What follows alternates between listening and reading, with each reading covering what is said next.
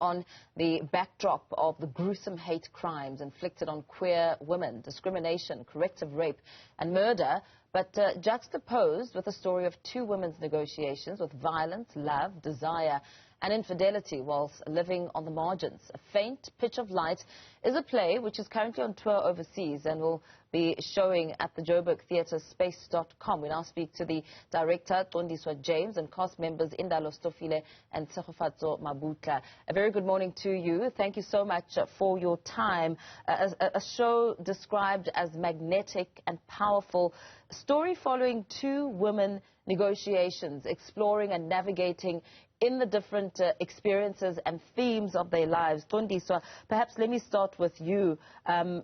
This work in itself is a show of many themes. Talk to us about the idea behind it and the concepts as well as the themes that you're hoping to showcase.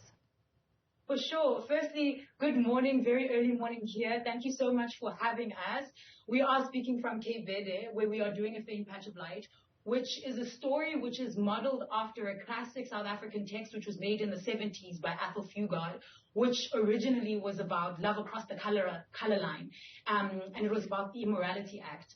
And so when I wanted to do the play in this time, because it's really a very beautiful text that deals with just the humanness of being and being with each other, but then of course there's this encroaching society or violence that people must deal with, even as we try to navigate the complexities of being together. Yeah. But I try to find where in this society now today does it still feel perhaps criminal? Could it be criminalized?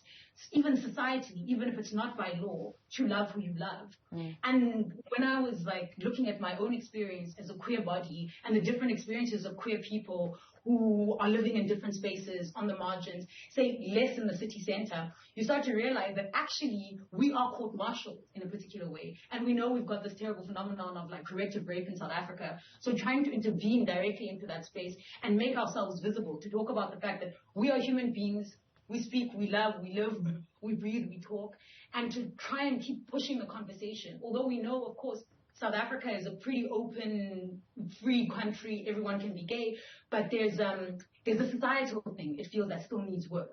So we're trying to do that work, essentially. Yeah. And in expressing the magnificent amount of detail within this play, Indalo, talk to us about your performance and what you embody as a character as you also go on this drive to educate and perhaps change some perceptions which may be incorrect.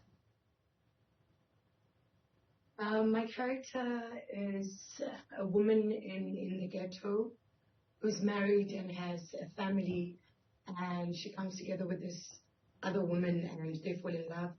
And I feel like I get a chance to speak to this character because there's a lot of situations like that in the ghetto where I come from, in Khayelitsha, Cape Town. And I feel she addresses a lot of situations that happen in Khayelitsha at this point. Yeah. Tshego, your performance, I mean, how does it also just add to the detail around the themes that you're trying to bring out very strongly? And of course, considering the social context as Qondiswa was elaborating. Thank you very much. So, because we are all queer, we tend to sometimes feel and think that we all experience our queerness the same in South Africa. So my character in particular speaks to people who are a little bit better off, people who do get to live in city centers or areas where being queer is not overtly frowned upon.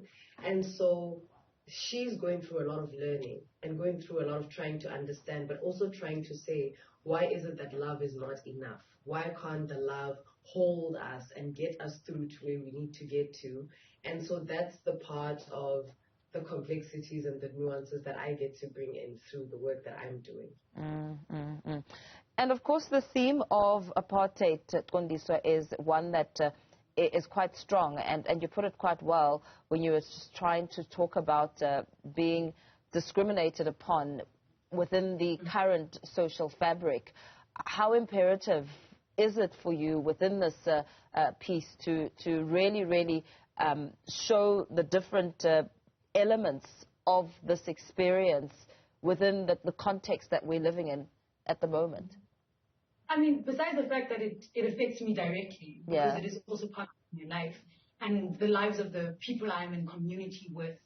And it's also something that throughout my life I've struggled with, going from different contexts. I'm from the village, right? I feel it is completely necessary, you know, of course. And even besides that, I think that if we somehow manage with this intervention and multiple other interventions that not just queer people make, but people who are part of this community in some way, to find room for us, right? And besides finding room for us, I think it will help the community, the South African society in general, to figure out how to be more human with each other.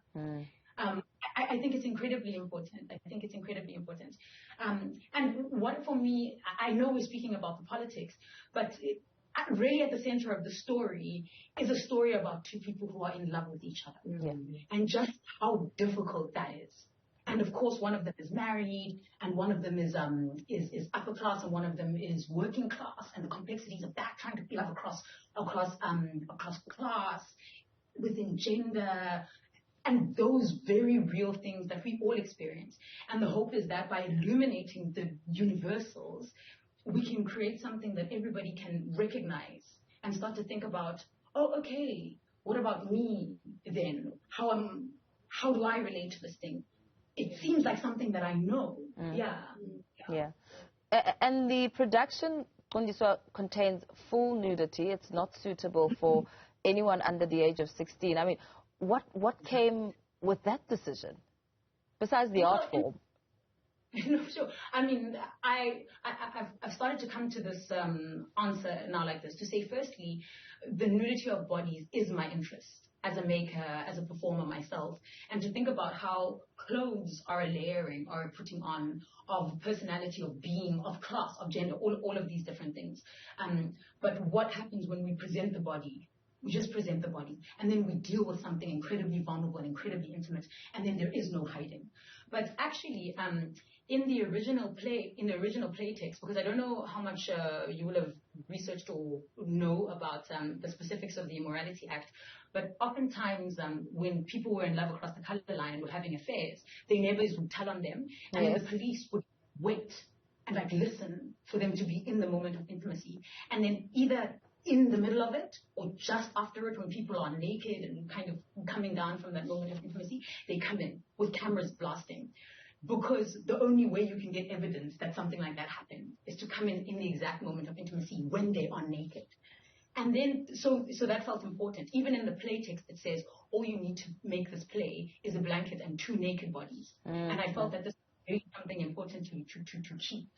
Besides how they interact with each other, their nakedness with each other, but also to assert the black female body and the fact of itself into the lexicon of Africa. Because we know, I mean, you know, as femmes, we know the policing that happens around our bodies. So there is something quite assertive and brave, and which is an intervention into the visibility of us, but by way of enacting our own power. If that makes sense. Yeah. I mean, look, as you speak about the acts, you know, just looking back to images that were seen of apartheid police going as far as being in trees with binoculars, peering to catch people in the action, whether it was black on white or woman to woman. That, of course, was something quite big. And just as we wind down our discussion, speaking to getting reaction from Indalo and Sithole about portraying these roles in the nude, how was that experience for you?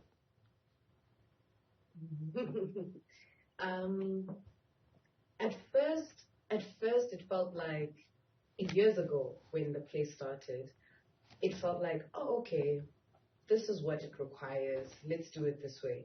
But over the years, as it's grown and getting a chance to interact with the audience and how people are constantly curious about why the nudity and what it does to them, it seems like this really intimate way to call people in to a very radical situation. Because people become instantly absorbed by the work. And the other day when we had our performance, it was completely quiet. And I could feel, I don't know about you, Indalo, but I could feel that now that people turn and look at it and are provocated by this nakedness, but also the vulnerability of the work, they can't go anywhere anymore. And people just stay with us throughout the entire production. So where I am right now is that it feels incredibly necessary for people to open themselves up to the kind of work and story that we're sharing. Very well, but yeah, thank you so much. Unfortunately, we're going to have to leave it there, but very quickly, just the details on when we can catch the performance and, you know, for those hoping to be involved and watch this incredible performance. Okay, so we will be at Joburg Theatre at space.com next week from Wednesday the 15th to the 18th. On Saturday, we are having a matinee, afternoon and evening performances. Afternoon performances are at 2 p.m., evening performances are at 7 p.m., and tickets are on web tickets. And thereafter, the week after, we will be in Cape Town at Baxter Theatre's Golden Arrow Studio from the 21st to the 24th at 8 p.m. and a matinee on the Friday the 24th at 2 p.m. Please share it, come, experience with us. We want to hold space with you. We want to grow together as a community. Thank you so much for having me. Thank you. Thank you so much for talking to us this morning. That was A Faint Patch of Light director Qondiswa James and two of the performers, Indalo Stofile and Tshegofatso Mabutla, speaking about the play. It's, of course, important to note that the show will contain full nudity and will not be suitable for viewers under the age of 16.